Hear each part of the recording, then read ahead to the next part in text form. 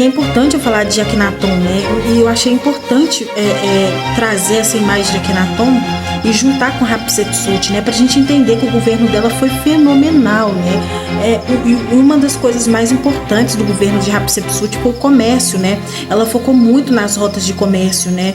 Ela foi uma mulher, assim, voltada no ramo político. Ela, em hipótese alguma, eu não sei se ela viu como exemplo o governo de Akhenaton, né? Mas em hipótese alguma ela voltou para a religião, ela teve os seus olhos voltados no comércio, né? Então a rota de comércio foi seu ponto principal, né? Enfim, e ela focou muito no comércio, ela focou muito na agricultura, né? Enfim, do Egito, né? E ela trouxe esse desenvolvimento, né? Tanto nas rotas do comércio, né? Desenvolvimento tanto na política, tanto na cultura. Eu acho que diferente agora de um outro faraó, né? Que é o Ramsés, né? Porque Ramsés, ele trouxe o desenvolvimento para o Egito, mas através de guerras, né? Então Hatshepsut, o governo dela é diferente do Akhenaton, que foi um governo assim voltado simplesmente à religião, e o governo dela também foi diferente de Ramsés, que foi um governo voltado a guerras, né, a conquistas. O governo dela foi distribuir rotas, né, conquistar rotas, e ela focou muito no comércio do Egito, né? O governo dela é mais embasado no comércio, né, em rotas comerciais, né? Incrível, né? E não só rotas comerciais, mas também um governo voltado a crescimento, né? Enfim, crescimento cultural, né? Ela abraçou outras culturas, né? E inclusive abraçar outras culturas, eu acho que foi até o fim do Egito, né? O Egito, assim, eu acho que não devia estar tão aberto assim a outras culturas, né? Mas enfim, o governo de Hatshepsut foi diferente, então a gente tem um governo que foi diferente do governo de Ramsés, né?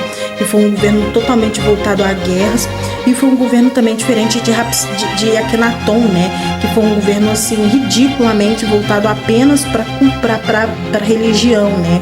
Enfim, e ela ampliou muitas rotas, tá? Eu acho que assim ela ampliou várias rotas comerciais, ela abriu o Egito para o exterior, né?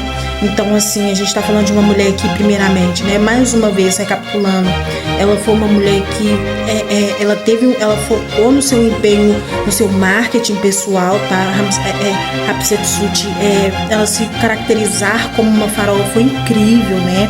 Porque ela se caracterizando como uma faraó, ela conseguiu o apoio da população, né?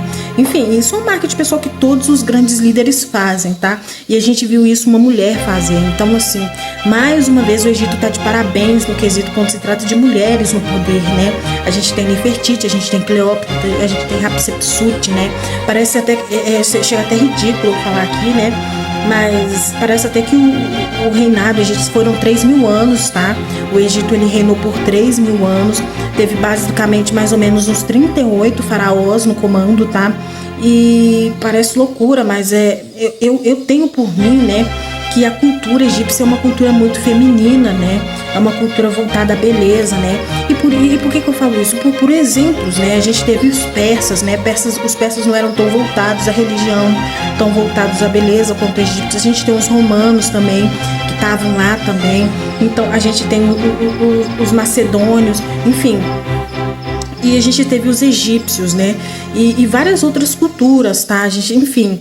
Mas eu acho que o Egito em si, tá, no quesito quando se trata de mulheres no poder, fenomenal, né? Hatshepsut, Nefertiti, Cleópatra, enfim. E o último governo, né? Mais uma curiosidade, né? Para fechar o vídeo, o último governo que teve, né? Que o Egito reinou em si, foi o do filho da Cleópatra, né? Foi o Cesarion, né? Porque, querendo ou não, os persas invadiram em seguida, né? Eu acho que um único defeito, assim, quando a gente estuda o Egito em si, é que eles eram muito abertos às outras culturas, né? Eles não tinham foco em centralizar a própria cultura e crescer. Se eles fizessem isso, né? Se eles fossem um pouco mais egoístas, é bem capaz que eles existiriam até hoje, né? Eles teriam resistido à invasão persa, né? Eles teriam preservado a sua cultura, né? Não teriam miscigenado tanto a ponto de se perder no meio das culturas alheias, enfim. E é isso, né? É o que eu tenho para falar de Hatshepsut, né? Incrível, né? Uma faraó feminina, né?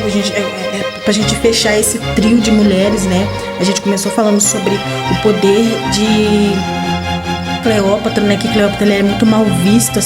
Eu acho que Cleópatra, as pessoas só gostam de ver ela como uma mulher que seduziu César, mas ela teve uma malícia militar, né, muito grande, né? E depois disso a gente vem falando de Nefertiti, que Nefertiti ela teve que ter paciência, ela teve que ter um poder administrativo muito grande, né, para reinar do lado de Akenaton, que Akenaton, enfim, ele era o faraó em si, então o comando geral tava dele, né? Não era de Nefertiti, a loucura veio de Akenaton.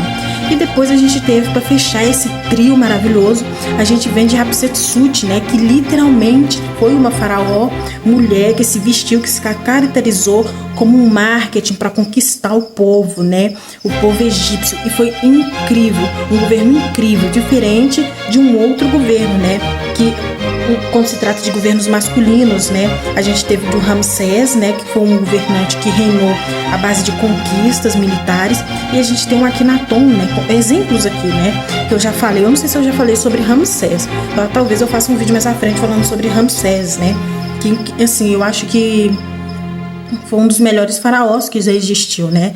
Porque eu acho que se os outros faraós, né, tivessem a cabeça de Ramsés, talvez o Egito ainda existiria até hoje, né? Que é uma coisa bem centralizada e conquista, né? Enfim, não fosse tão aberto, tão amplo assim, né? Enfim, é isso, né? Se inscrevam no canal, fiquem atentas para mais conteúdos. Tchau!